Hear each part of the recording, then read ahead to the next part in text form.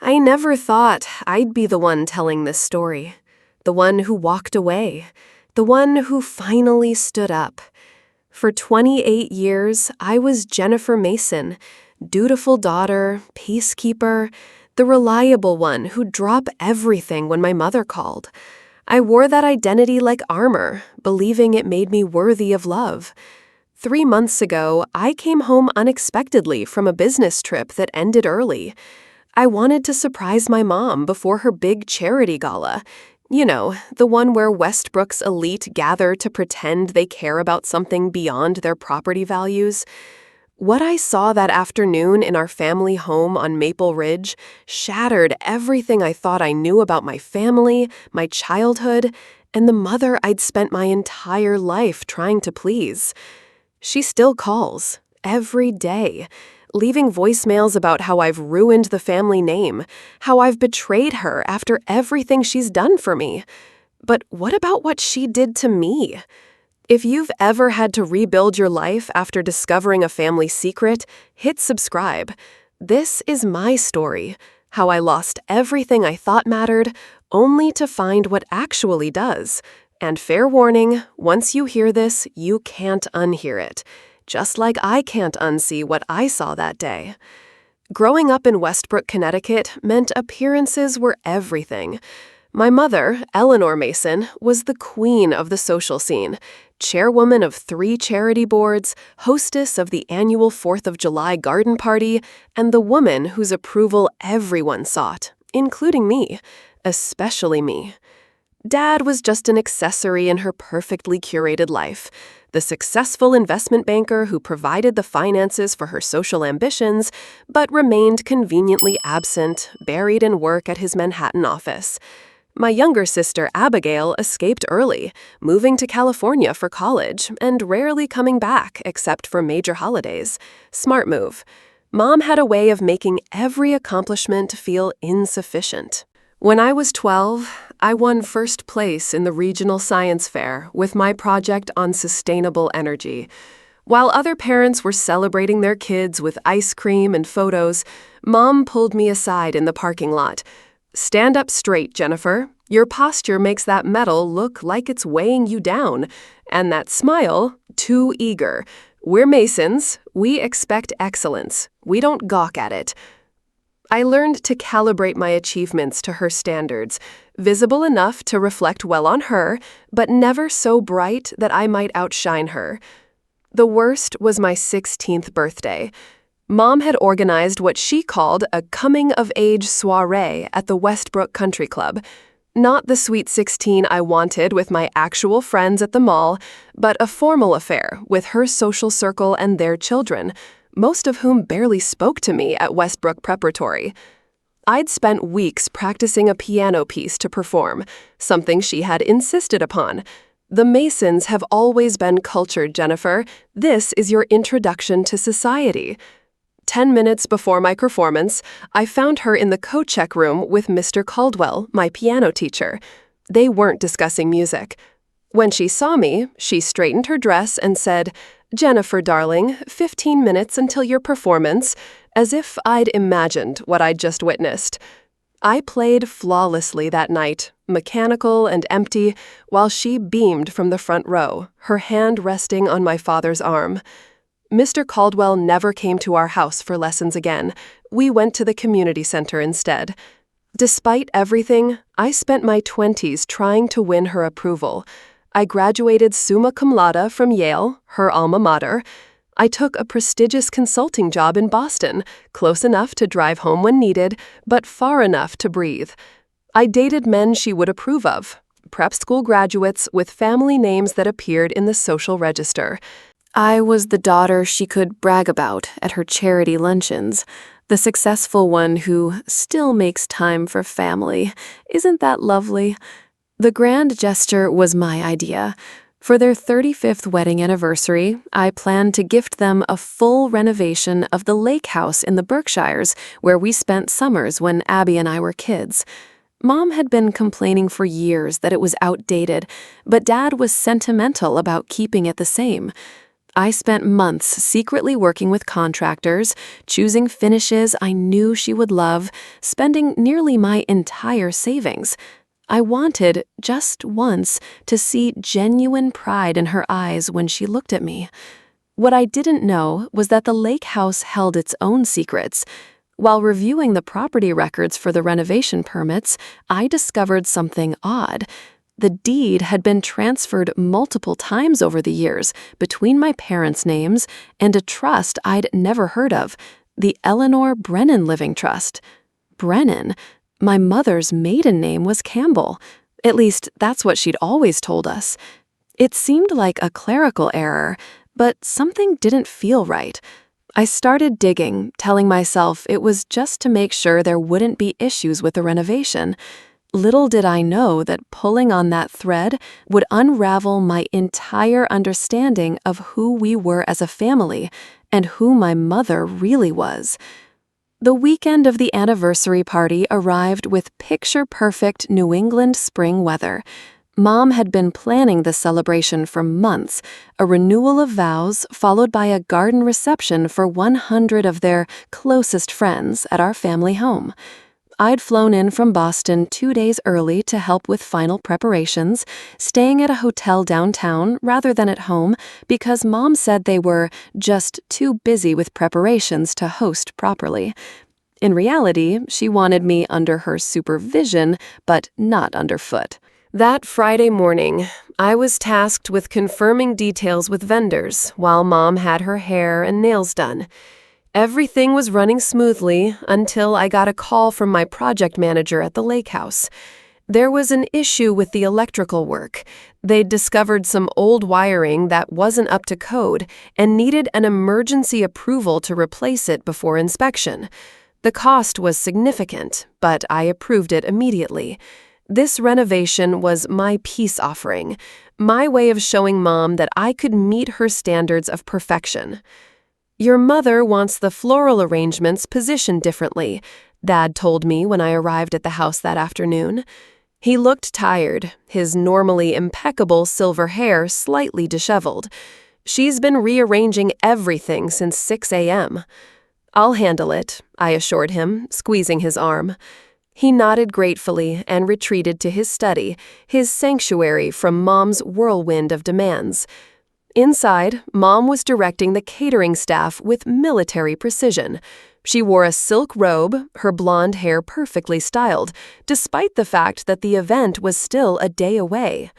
"Jennifer, finally, the roses they delivered are the wrong shade. I specifically requested blush, not pink, and these tablecloths have creases. Call them back and demand replacements." Before I could respond, my phone rang, Boston area code. My trip had been cut short. I'd flown back early to surprise Mom. "It's work," I explained, stepping onto the patio. "I need to take this." It was my boss. The client presentation scheduled for Monday had been moved up to Saturday afternoon, tomorrow, during the vow renewal ceremony. I would need to return to Boston immediately. When I came back inside, Mom was inspecting the crystal champagne flutes. "So, what crisis requires your attention now?" Her tone was light, but her eyes were cold. "They need me back in Boston for an emergency client meeting, tomorrow." I braced for the explosion. She set down the glass with deliberate care. "I see. And my anniversary celebration? The event I've been planning for 6 months? The ceremony where you're supposed to read the poem I selected?" "Mom, I'm sorry, it's a major client." "Of course it is." Her smile was brittle. "Well, your career has always come first, hasn't it? Just like your father." The comparison to Dad, her favorite weapon. "That's not fair. I've been here helping for days. I've spent months organizing." "Organizing what, exactly? Because from where I stand, you've been remarkably absent from most of the planning." If she only knew about the lake house renovation, the thousands of dollars, the countless hours. But that was supposed to be the surprise. "I'll try to be back for the reception," I offered weakly. "Don't bother." She turned away. Abigail will read the poem. At least she had the decency to clear her schedule for her parents' anniversary. My perfect sister Abigail, who had spent exactly 0 hours helping with any of this, would now be the star daughter. I felt my blood pressure rising, but forced myself to stay calm. Fine, I'll call Abby and explain. I already texted her. She's delighted to help. Mom checked her watch. The photographer will be here in an hour for pre-event portraits. Such a shame you'll miss them. As I packed my overnight bag, seething with a familiar mixture of guilt and resentment, my phone buzzed with a text from the lake house contractor. Found old safe behind bookcase during demo. Instructions? I stared at the message. A safe? That wasn't on any of the plans. Can you open it? I texted back. Already open. Looks like documents and photos. Want us to store securely? My flight wasn't until that evening. I'll come now, I replied. I told Mom I needed to run a quick errand before leaving for Boston. She barely acknowledged me. Too busy adjusting flower arrangements with surgical precision. The drive to the Berkshires took just under 2 hours. The lake house was a construction zone. Tarps covering furniture, walls partially demolished. The project manager led me to the master bedroom, where a small wall safe lay open on the floor, having been removed from its hiding place behind the built-in bookshelves. "Never seen one like this in a residential property," he commented. "Old school. No combination, just a key." Inside were stacks of documents. Birth certificates, passports, financial records, all in the name of Eleanor Brennan. And photographs. Dozens of them, showing a younger version of my mother, with a man I didn't recognize, and 3 young children, none of whom were me or Abigail. My hands trembled as I picked up a newspaper clipping dated May 1992, just months before I was born. Local woman missing, feared dead. The photograph showed the same man from the pictures, identified as Robert Brennan, pleading for information about his missing wife, Eleanor. The woman who had raised me, the woman whose approval I had spent my entire life seeking, wasn't who she claimed to be at all. I canceled my flight to Boston and drove back to Westbrook in a daze, the safe's contents locked in my trunk. The afternoon sun was setting as I pulled into our driveway, the house already aglow with lights for tomorrow's celebration. Through the bay window, I could see Mom directing staff, gesturing emphatically at something out of view. I wasn't supposed to be here. She wasn't expecting me back so soon. And that's when I saw him, Mr. Caldwell, my former piano teacher, entering through the side door with a familiarity that suggested this wasn't his first time doing so. The same door Mom had given me explicit instructions never to use because it wasn't proper for family members to enter like service staff. Something compelled me to follow him instead of going through the front door. And what I saw when I quietly entered the house would change everything forever. Mr. Caldwell wasn't just visiting. In the small alcove off the kitchen, a space Mom had converted into her planning office years ago, they embraced with the ease of longtime lovers. I stood frozen in the hallway, the manila envelope of documents from the safe clutched against my chest, as 30-year-old memories suddenly realigned. The piano lessons, the private charity meetings, the weekends when Dad was away on business.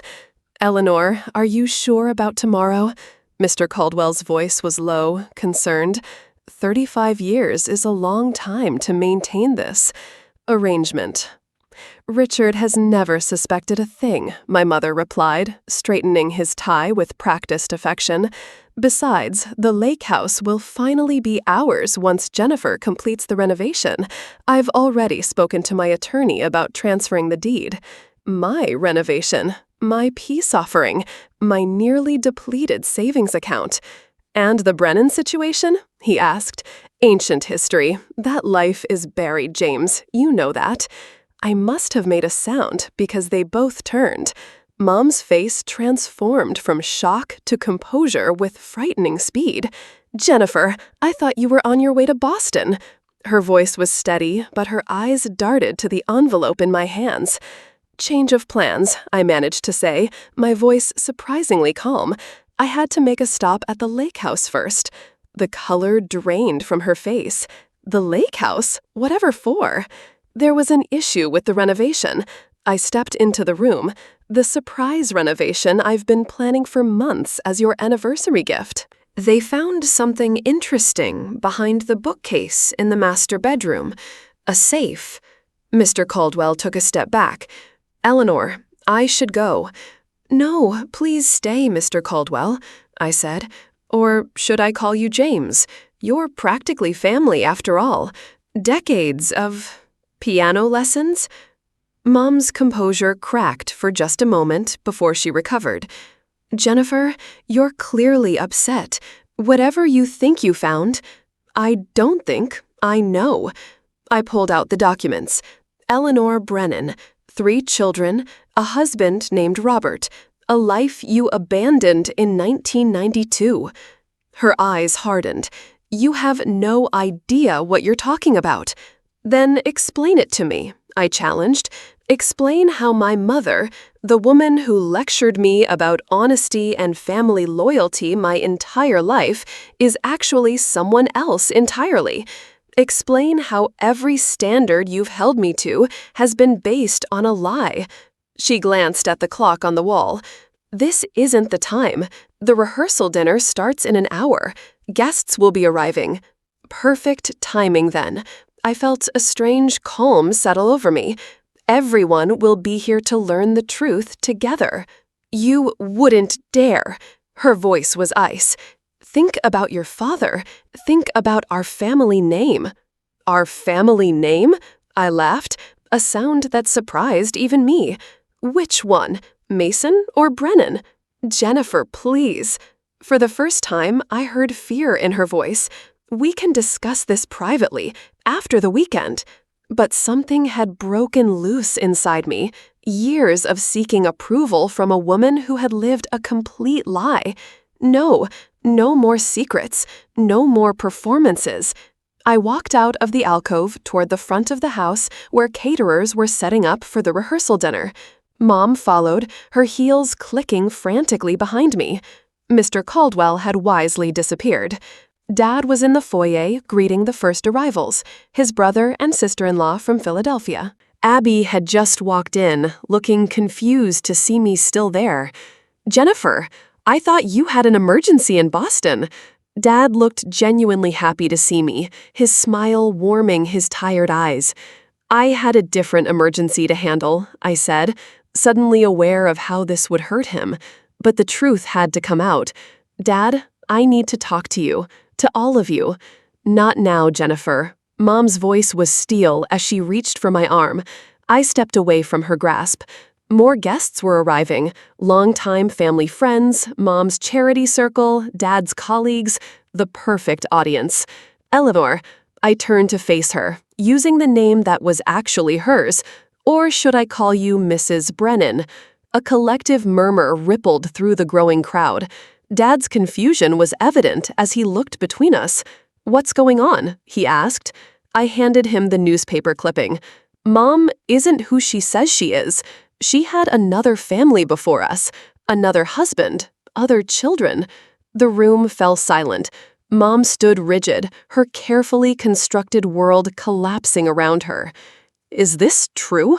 Dad's voice was barely audible as he stared at the clipping, then at the woman he'd called his wife for 35 years. When she didn't answer, I continued, unable to stop now that the dam had broken. And Mr. Caldwell wasn't just my piano teacher.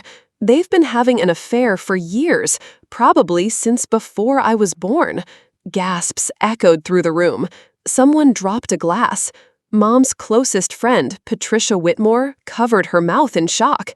I heard them just now, I said, my voice growing stronger, talking about how once my renovation of the lake house was complete, it would finally be theirs. The renovation I've spent my entire savings on as an anniversary gift for you both. Dad looked as though he'd been physically struck. 35 years of marriage, and everything was a lie.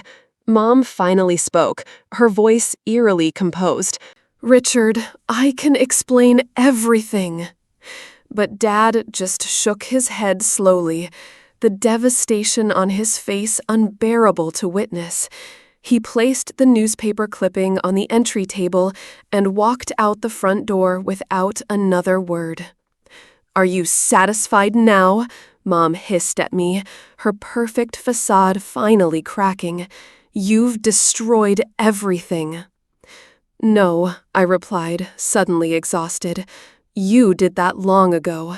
I just exposed it." I looked around at the shocked faces of people who had known me, or thought they had, my entire life. Abby stood frozen, her expression unreadable. "I'm sorry you all had to find out this way," I said to no one in particular. "The vow renewal is canceled." And then I walked out, leaving behind the wreckage of a family built on lies. The weight of decades of seeking approval suddenly lifted from my shoulders. The next 24 hours were chaos. I checked into the Westbrook Inn downtown, the same hotel where relatives from out of town were staying for what was supposed to be an anniversary celebration. My phone exploded with messages.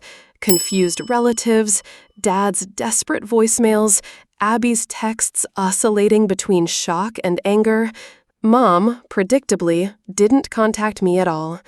Around midnight, a knock at my hotel room door revealed Aunt Sarah, Dad's younger sister. "I brought reinforcements," she said, holding up a bottle of bourbon. She'd always been the family rebel, the one who moved to Portland to open an art gallery instead of following the prescribed Connecticut upper-class path. "Everyone's talking about what happened," she said, as she poured us each a drink. "Patricia Whitmore is having a complete meltdown. Apparently she and Eleanor were college roommates at Vassar." "That can't be true," I said. "Eleanor Brennan never went to Vassar. The real Eleanor Campbell might have, but not her." Aunt Sarah's eyes widened. My God, how deep does this go? "I don't know yet," I admitted, "but I intend to find out." The next morning, Abby arrived at my door, eyes red-rimmed from crying. "Why didn't you tell me first?" she demanded. "Before announcing it to everyone we know?" "It wasn't planned, Abby. I found out and confronted her, and it just exploded." She collapsed onto the bed beside me. "I talked to Dad. He's staying with Uncle Michael. I've never seen him like this, Jen." "Where's Mom?" "Still at the house. She won't talk to anyone. The catering staff found her in the garden at dawn, burning photographs." A chill ran through me. I need to talk to Dad. We found him at Uncle Michael's Colonial on the other side of town, sitting in the sunroom staring vacantly at the garden. He looked as though he'd aged a decade overnight. "Dad?" My voice cracked with emotion. He turned, his eyes focusing slowly. "Jennifer." I sat beside him, taking his hand. "I'm so sorry. I never meant to hurt you." "No." He shook his head firmly. "Don't apologize. You told the truth, something I should have seen decades ago. You couldn't have known." "Couldn't I?" His laugh was hollow. "There were signs. The inconsistencies in her stories about her childhood. The way she never wanted to visit her supposed hometown in Virginia. The mysterious trust for the lake house." He squeezed my hand. "I chose not to see them because I loved the life we built." "What happens now?" asked, perching on his other side. "I've contacted my attorney." His voice strengthened. "And I think we need to find out who she really is, and if there are people out there looking for her." The investigation unfolded over the following weeks. The woman I knew as Eleanor Mason had indeed been Eleanor Brennan from Rochester, New York. She had disappeared in 1992, leaving behind 3 children and a husband who had spent years searching for her. Robert Brennan had died in 2010, never knowing what happened to his wife. Their children, my half-siblings I never knew existed, were now adults in their 40s. The most shocking discovery came from a private investigator Dad hired.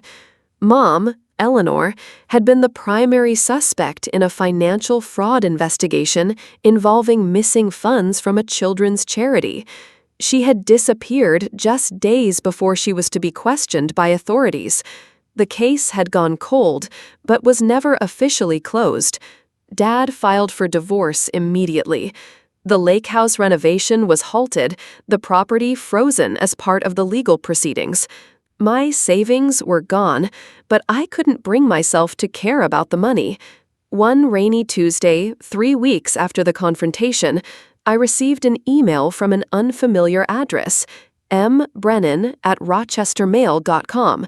Michael Brennan, my oldest half-brother. "I don't know if this is the right Jennifer Mason," it read, "but if you're the one who discovered Eleanor Brennan in Connecticut, I'd like to talk." We arranged a video call for that evening. Looking into his face was eerie. I could see echoes of Mom in his features, the same sharp intelligence in his eyes. "We thought she was dead," he said simply. Dad never stopped looking. "I'm so sorry," I told him, meaning it with every fiber of my being. "Don't be. You didn't know." He hesitated. "My siblings and we'd like to meet you, if you're comfortable with that." 2 months later, I found myself in Rochester, sitting in a coffee shop with Michael, his sister Catherine, and their younger brother David. They showed me photos of their childhood, told me stories about the woman who had been their mother, a woman both familiar and unrecognizable to me. "She was always restless," Catherine explained. "Always looking for something bigger than Rochester could offer her. She embezzled nearly $200,000 from a children's hospital foundation," David added, his voice tight with old anger. "Money that was supposed to go to cancer research." Pieces of the puzzle clicked into place. Mom's obsession with charity boards, with controlling the finances, with maintaining a spotless reputation. "What will happen to her now?" Michael asked.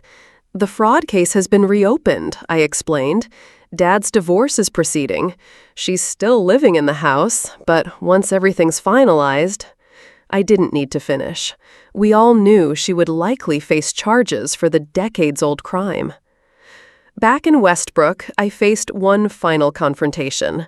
Mom had requested to see me, her first direct communication since that night.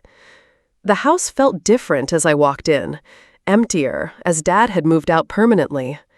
She sat in the sunroom, still elegant in her Chanel suit, her hair perfectly coiffed. But something essential had changed. The power she once held over me was gone. "You've been to Rochester," she said. Not a question. "Yes, I met them." She nodded once, sharply. "And now you think you understand everything." "Not everything," I admitted. "I'll never understand how you could leave your children, how you could steal from sick kids, how you could live a complete lie for 30 years. You have no idea what my life was like before," she snapped, a flash of the old Eleanor emerging. "Trapped in that provincial city with a husband who had no ambition, no vision." "So you reinvented yourself." "I became who I was meant to be." Her chin lifted defiantly. "Everything I built here was real, the respect I earned, the difference I made in this community." "At what cost?" She didn't answer directly. Instead, she looked out at the garden she had tended so meticulously for decades. "What will you do now?" It was the first time she had ever asked about my plans without judgment, without attempting to influence them. "I'm moving to Chicago," I told her. "I've accepted a position with a nonprofit there." A genuine laugh escaped her. How ironic. My daughter, the do-gooder. "I'm not doing it for you," I said. "Not anymore." Something shifted in her expression. Perhaps the first real acknowledgement that she had lost her hold over me forever. As I turned to leave, she called after me. "Jennifer, the lake house renovation, it would have been nice." It was as close to gratitude as she had ever come. I nodded once and walked away, leaving behind the woman who had shaped my entire life with her impossible standards and hidden truths.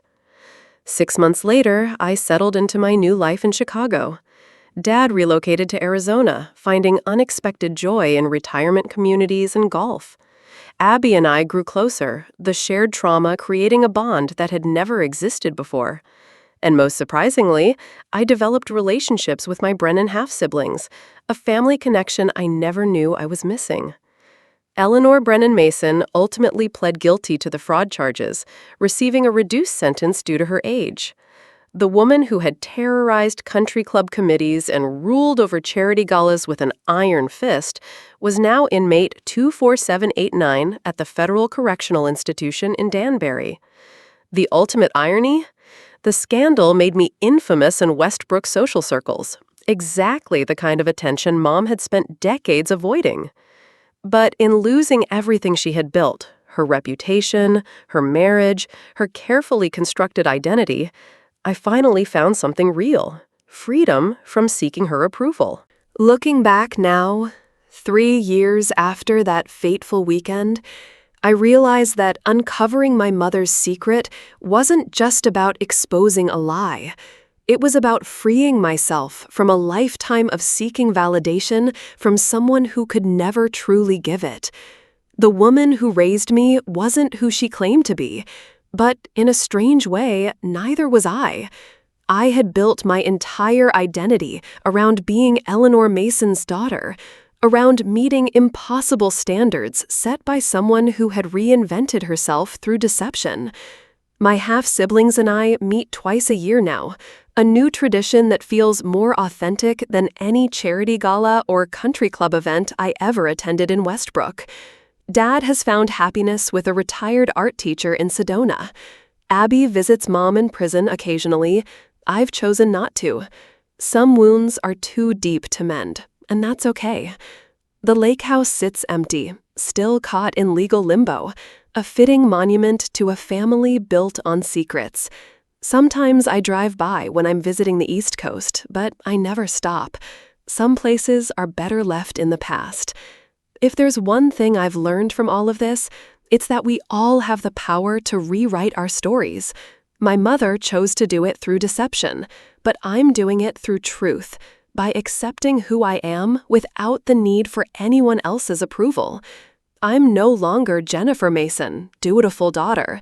I'm just Jen, building a life that feels authentic to me. For those of you watching who recognize parts of your own story in mine, whether it's family secrets, the struggle for approval, or the journey to find your true self, remember that the most important validation comes from within. You don't need to earn love through perfection or achievement.